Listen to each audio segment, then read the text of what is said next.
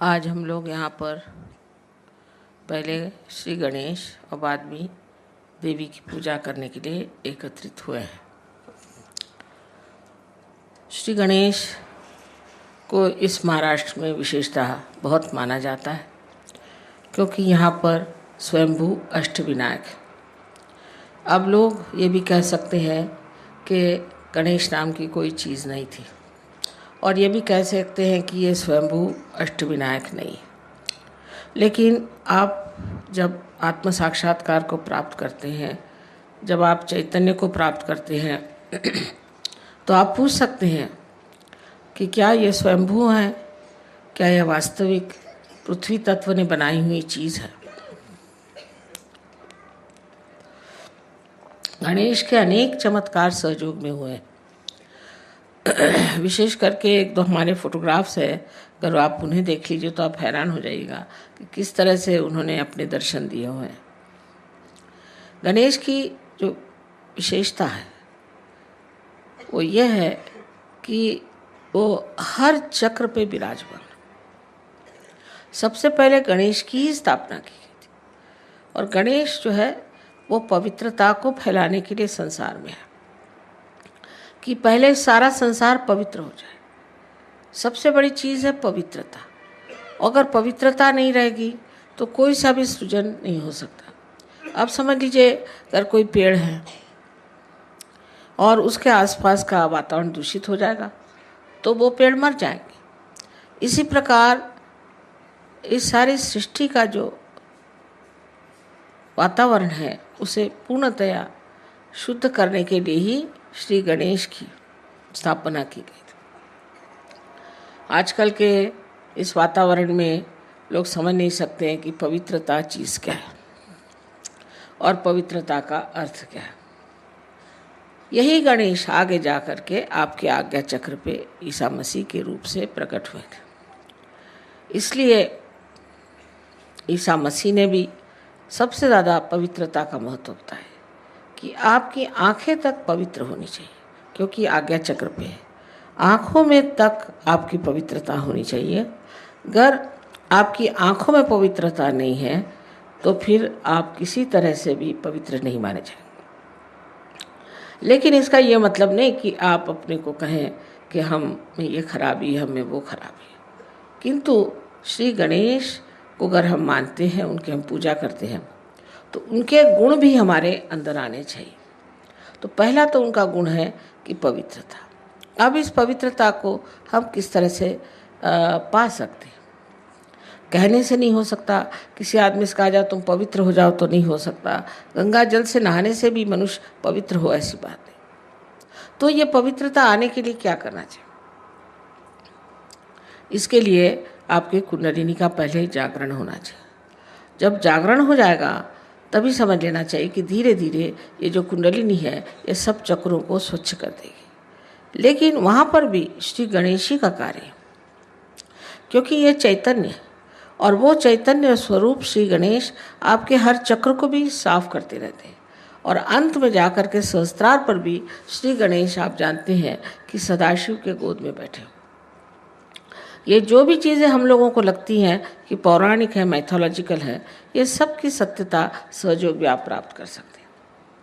पहले आपको केवल सत्य को प्राप्त करना चाहिए, एब्सोल्यूट ट्रूथ को। उसके बाद आप कोई भी सवाल पूछें, उसका जवाब सही माने में आपके उंगलियों के ऊपर आ जाएगा। आप इसे जानेंगे कि सत्य क्या है।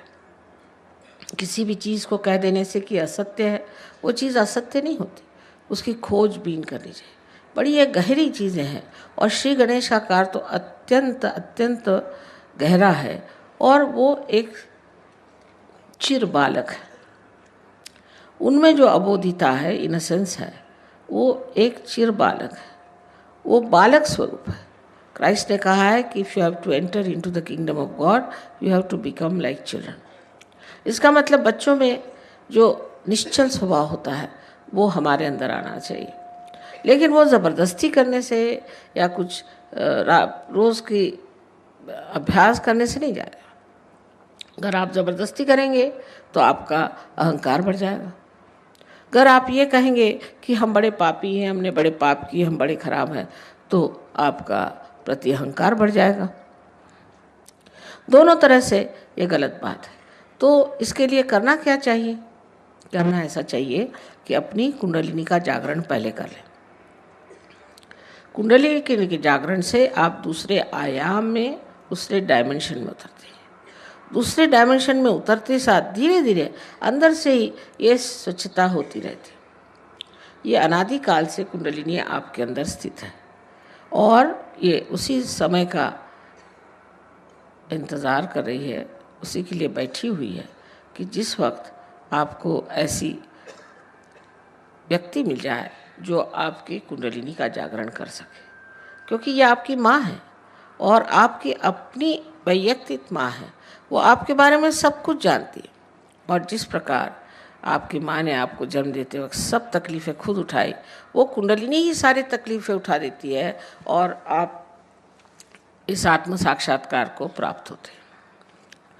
इस आत्म साक्षात्कार को प्राप्त होने के बाद आपको सिर्फ इतना करना है कि अपने इस योग को जो आपका अब परम चैतन्य के साथ हुआ है, उसके साथ एकाकारिता स्थापित करनी।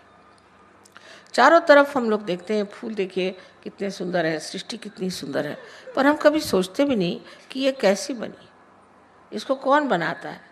एक फूल के पौधे एक ही ऊंचाई तक बढ़ते हैं, कोई पेड़ एक ही ऊंचाई तक बढ़ते हैं, ये सारा कौन करता है?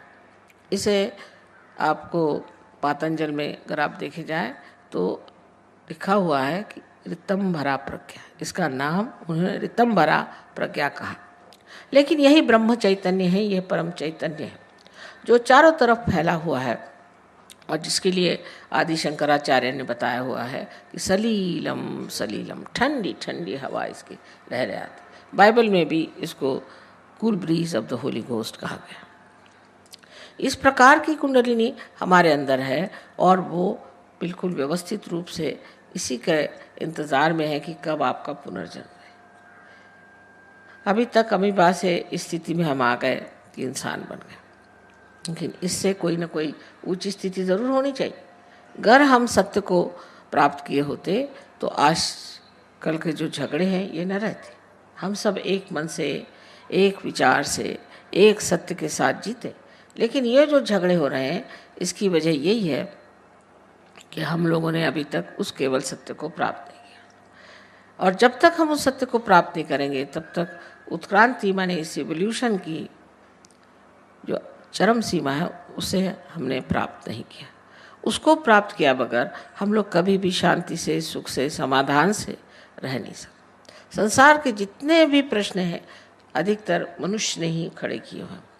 इस मनुष्य के परिवर्तन के लिए श्री गणेश का बहुत कार्य है, बड़ी मेहनत करते हैं। इनके गण हैं इसलिए इनको गणपति कहा जाता है और ये हर समय माँ की सेवा में लगे रहते हैं और हर जगह जहाँ भी ज़रूरत होती है तुरंत दौड़ के जाएंगे और कार्य करते हैं। अब ये सब चीज़ें ऐसी लगती हैं जैसे कोई स्वर्गीय चीज़ें हैं और इसका मनुष्य से कोई संबंध नहीं, लेकिन इसी दुनिया में हम लोग उस स्वर को स्थापित कर सकते हैं जिसकी महिमा शास्त्रों ने गाई हुई है। कोई कठिन बात नहीं है और इसके लिए सिर्फ हमें सज्ज होना चाहिए, मन में शुद्ध इच्छा रखनी चाहिए कि हम इसे प्राप्त करें। ये कोई झूठी बातें नहीं है, ये कोई ऐसी बातें नहीं है कि जिससे किसी को भुलावा डाला जाए, किंतु ये बात सत्य है और इसे हमें प्राप्त करना चाहिए। हम श्री गणेश को नमस्कार करते हैं लेकिन ये नहीं सोचते कि श्री गणेश क्या है, हमारे अंदर कहाँ स्थित हैं, क्या क्या कार्य करते हैं और इनसे हमें क्या क्या प्राप्त करना। दूसरी चीज़ इनसे प्राप्त करना है वो है सुबुद्धि, जिसे विजडम कहते हैं। श्री गणेश में इतनी सुबुद्धि और इतना प्रेम है कि वो जानते हैं कि आप लोग गलती कर रहे हैं, वो जानते हैं कि आप में कुछ दोष है, लेकिन छोटे बच्चे जैसे क्षमा कर देते हैं हर एक चीज़ को। उनको मालूम नहीं किसी से नाराज़ होना, इसी प्रकार वो आपको बहुत क्षमा करते हैं, किसी हद तक काफ़ी क्षमा कर देते हैं, पर जब आप हद से गुजर जाते हैं तब फिर ज़रूर वो नाराज़ हो जाते हैं। तो उनको सिर्फ मानना, मंदिरों में जाना और उन पे पैसे चढ़ाना, उनको पैसे ऐसे कुछ समझ में नहीं आते। को अगर कुछ चढ़ाना है तो अपने हृदय को चढ़ाना होगा और उस गणेश को अपने हृदय में बसाना होगा। जब तक वो हमारे हृदय में नहीं आएंगे, हमारा जीवन पवित्र नहीं होगा और उस पवित्रता के कारण जो हमें आशीर्वाद मिलने हैं वो नहीं मिलेंगे। इसके अलावा उनमें ये भी शक्ति है कि वो दुष्टों का संहार कर सकते हैं। अगर कोई आपको तंग करे, तकलीफ़ दे, तो वो आपके आसपास लगे रहते हैं। बड़े चमत्कार सहयोग में हुए, अनेक लोगों ने देखा है कि उनके न जाने कितने ही प्रश्न थे वो एकदम से हल होगा। वो भी काम श्री गणेश का ही है। वो इस तरह से काम करते हैं कि समझ ही नहीं आता कि किस तरह से काम हो गए और उसमें कोई भी त्रुटि नहीं रह जाती। इतने बड़े श्री गणेश अगर हमारे साथ है तो फिर हमें डरने की कौन सी बात है, फिर हमें घबराने की कौन सी बात है। सिर्फ हमें गणेश को वरण करना है और अपने अंदर उन्हें स्थापित करना है। ये चीज़ कितना भी समझाने से नहीं होगी, ये तो जब आप महसूस करेंगे इसको, उसके बारे में जब बोध होगा आपको, तब आप समझेंगे कि श्री गणेश कितने महत्वपूर्ण हैं। अब जो यहाँ विदेशी लोग बैठे हैं, इन्होंने तो श्री गणेश का ग भी नहीं सुना था, को मालूम भी नहीं था, पर ये हर समय श्री गणेश की स्तुति करते हैं क्योंकि उनकी स्तुति करने से इनको अनेक लाभ हुए। और आप लोग भी यहाँ जो लोग आए हैं, सब आप आत्म साक्षात्कार को प्राप्त हों और उस श्री गणेश को रथ हों जिसकी आज पूजा होने वाली है।